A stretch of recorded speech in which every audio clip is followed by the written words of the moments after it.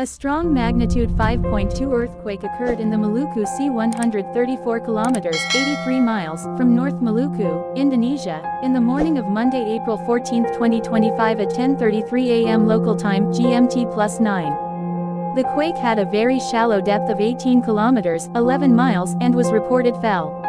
The largest quake near the epicenter of this quake during the 10 years before was an event of magnitude 7.1. It had occurred 2 years earlier, on Wednesday, January 18, 2023, at 3:06 p.m. local time Asia Jayapura GMT+9 in Maluku Sea, Indonesia.